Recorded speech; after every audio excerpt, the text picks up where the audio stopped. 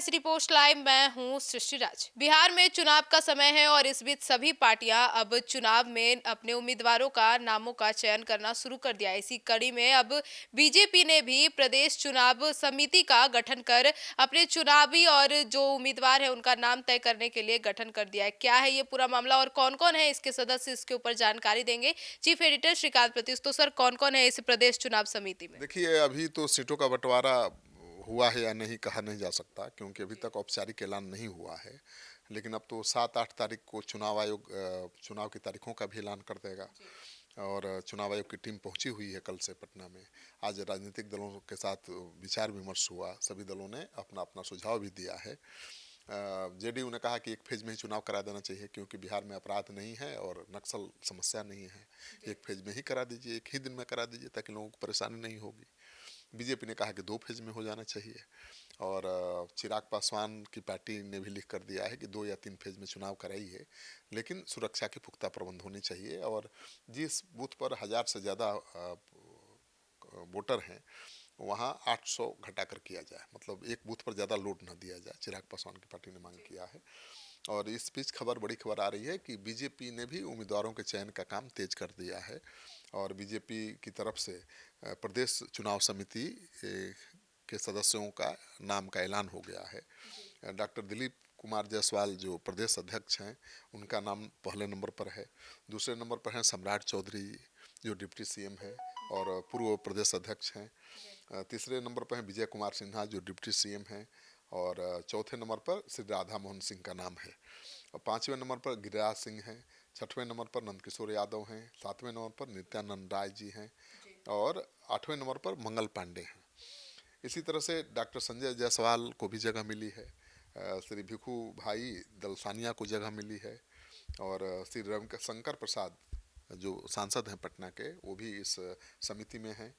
और श्रीमती रेणु देवी को भी रखा गया है, उनको जगह मिली है। प्रेम कुमार सीनियर नेता हैं, वो भी चुनाव समिति में हैं।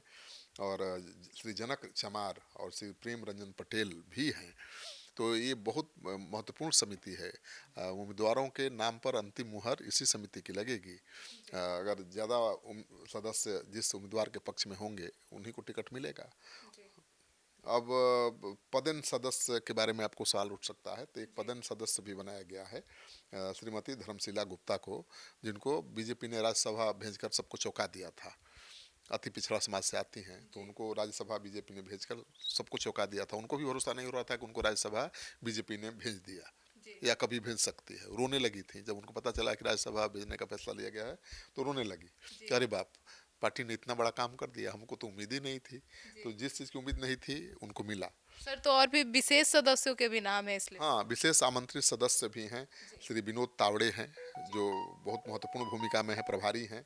श्री दीपक प्रकाश हैं, ये झारखंड के बड़े नेता हैं। और दीपक प्रकाश कभी झारखंड के प्रदेश अध्यक्ष भी हुआ करते थे। और श्री नागेंद्र जी हैं, जो संघ से जुड़े हुए हैं। तो श्री नागेंद्र जी भी बहुत अहम भूमिका निभाते हैं। तो बीजेपी ने अपने एक चुनाव समिति का गठन कर दिया है और इतने लोगों को इसमें शामिल किया है। तो हमने बता ही दिया कि आपको कि 15 तो सदस्य हैं चुनाव समिति के। और एक पदेन सदस्य हैं श्रीमती धर्मशिला गुप्ता। और 3 विशेष आमंत्रित सदस्य हैं, विनोद तावड़े जी, दीपक प्रकाश और नागेंद्र जी। तो बीजेपी ने अब उम्मीदवारों के चयन का काम तेज कर दिया है। अब यही समिति बैठ करके तय करेगी कि कौन उम्मीदवार होगा किस सीट से, क्योंकि आपने देखा कि बीजेपी के लिए बड़ा मुश्किल समय है अभी। पिछली बार चुनाव में तेजस्वी ने बहुत कड़ी टक्कर दी थी बीजेपी को, और बीजेपी से ज़्यादा सीट लाने में कामयाब हुए थे। इस बार शाहाबाद को बचाना बीजेपी के लिए सबसे बड़ी चुनौती है, क्योंकि शाहाबाद में विधानसभा चुनाव में भी बीजेपी को लोगों ने नकार दिया था, एनडीए को नकार दिया था। 22 सीटें हैं और उसमें से केवल 2 सीटों पर ही एनडीए की जीत हुई, जबकि पहले 17 सीटों पर एनडीए जीतता था। तो 17 से 2 पर पहुंच गया एनडीए वहाँ शाहाबाद में। इस बार भी चुनौती कड़ी है। तो बीजेपी कोशिश कर रही है कि कुशवाहा के बड़े नेताओं को लाकर, ब्राह्मणों के बड़े नेताओं को लाकर किसी तरह से नाराज वोटरों को फिर से मनाया जाए। तो कई बड़े नाम ब्राह्मण समाज से, ठाकुर समाज से और कुशवाहा समाज से जुड़ रहे हैं और जुड़ने वाले हैं। तो बीजेपी की पूरी नज़र है, पूरा फोकस है कि शाहाबाद को किसी तरह से रिटेन किया जाए, फिर जीता जाए, क्योंकि वो उसका गढ़ था। अब तो शाहाबाद में ना कोई बीजेपी का एमपी है, ना कोई कोई विधायक है।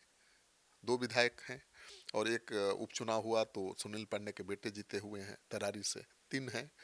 तो बहुत मुश्किल काम है बीजेपी के लिए। तो बीजेपी ने उसकी तैयारी शुरू कर दी है और चुनाव समिति का गठन कर दिया है और यहीं 15 से 18 लोग तय करेंगे कि कौन किस सीट के लिए फिट उम्मीदवार होगा।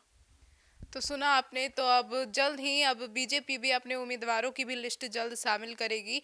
तो फिलहाल इस खबर में इतना ही। आगे की खबरों के लिए जुड़े रहिए हमारे साथ और देखते रहिए सिटी पोस्ट लाइव। धन्यवाद।